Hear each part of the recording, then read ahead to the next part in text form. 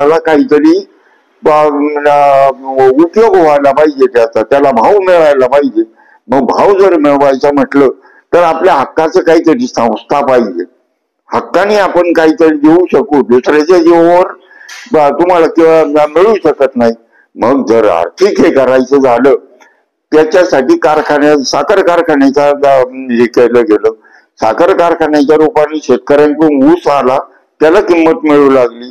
पर्यायाने आज शेती धंदा कवयनं शेतकऱ्यांच्या मालाला किंमत मिळायला लागली, पैसे व्हायला लागले, घरातला संसार सुधारला, मुलाबाळांची शिक्षण व्हायला लागली, मुलाबाळांची लग्न व्हायला लागली. आणि हे सुरळीत झाल्यानंतर पर्यायाने काही बाबतीत काहींच्या जमिनी आपल्याकडं 10 ते 20 गुंठे अशांना ऊस करणं परवडत नाही. मग यांनी हे सगळे दूध धंद्याकडे वळवले. गायी आल्या गेल्या, पर्यायाने शेतात पाणी आल्यामुळं गायीला खाद्य तयार झालं, खाद्य तयार झाल्यामुळं गाय आल्या आणि दुधाचं उत्पादन वाढलं गेलं. त्याही अनुषंगाने किंवा त्याही माध्यमातून लोकांना घरात पैसे यायला लागले, दर 15 दिवसाला पैसे यायला लागले. परिस्थिती पालटत गेली, मुलं शिकत गेली, मुलांच्या शिक्षणासाठी पैसे आईबाप का होईना थोड्याफार हातात सडळपणे खर्च करावे लागली. आजची जी सुफलाम परिस्थिती आहे ती तुमची ज्या वेळेला झाली गेली त्यावेळेला बाकीच्या नियोजनाकडे यावं लागतं तालुक्याच्या. मग ते रस्ते असोत किंवा तुमचे रोड क्रॉसिंग नदीवरचे पूल असोत, आज दळणवळणाची साधनं, आज जिल्ह्यामध्ये कोणत्याही नदीवर जेवढे पूल आंबेगाव तालुक्यात आहेत 50 किलोमीटर मध्ये 12 ते 13 पूल आहेत. केटीव्हीआरच्या माध्यमातून असो नाही तर सेपरेट पूल असो, तेवढे पूल पुण्यात सुद्धा नाहीयेत. पुण्याच्या मोठ्या नदीवर सुद्धा तेवढे पूल नाहीयेत. तेवढे पूल आपल्या आंबेगाव तालुक्याच्या नदीच्या क्रॉसिंग दळणवळणाची साधनं करायची म्हणून आहेत. आणि हे नियोजनाशिवाय होत नाही. हे नियोजन, हे दूरदृष्टी ही फक्त साहेबांकडे आहे.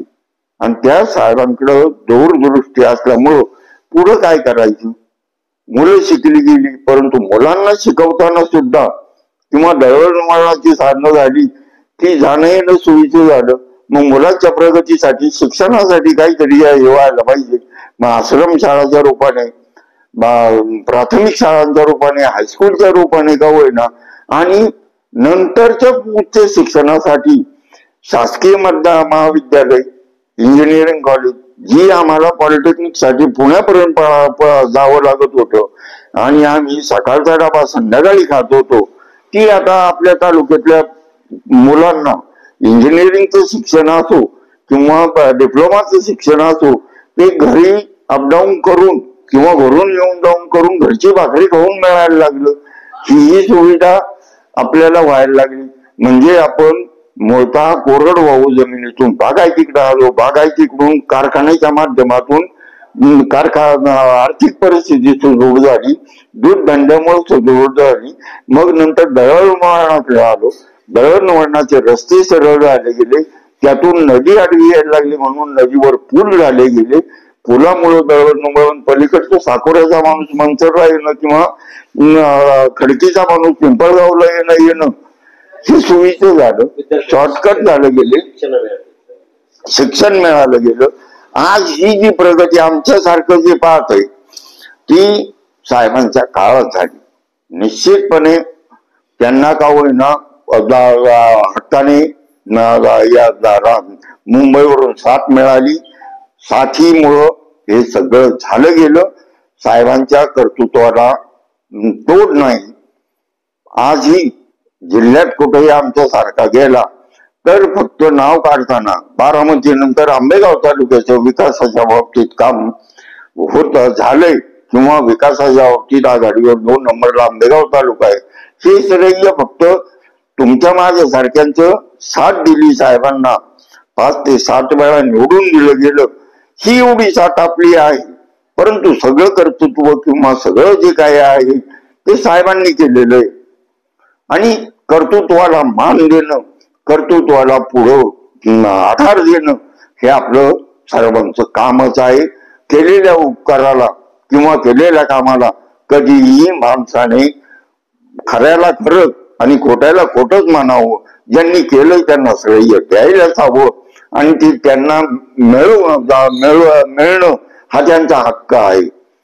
श्रेय निव्वळ भरते कधीही तुम्हाला आतताईपणा करता दिसत नाही. संयमी नेतृत्व एवढं तुम्हाला सध्याच्या राजकारणात आणि सध्याच्या टीव्हीच्या जमान्यामध्ये एवढं शांत संयमी नेतृत्व आणि कणखर नेतृत्व परत मिळणं शक्य नाही. जिल्ह्याच्या किंवा राज्याच्या राजकारणात माणूस दाखवून द्यावा की एवढं संयमी नेतृत्व आणि खंबीर नेतृत्व तेवढं एकच आहे आदर्शवत. म्हणून वळसे पाटलांचं का होईना तालुकाही आभारी राहील, आमच्यासारखंही आभारी राहील. दुसरी गोष्ट म्हणजे का यांना जे का आपल्याला पुढचं 5 वर्षाचं प्लॅनिंग साहेबांचं एकच असतं. ह्या 5 वर्षाच्या आमदारकीच्या काळात पुढच्या 5 वर्षात आपल्याला काय करायचे याचं नियोजन या वर्षी झालेलं असतं आणि त्यामुळं पुढे जी करायला जी अडचणी येणार आहेत त्या अडचणी आता आपल्याला साफ करून घेतल्या जातात.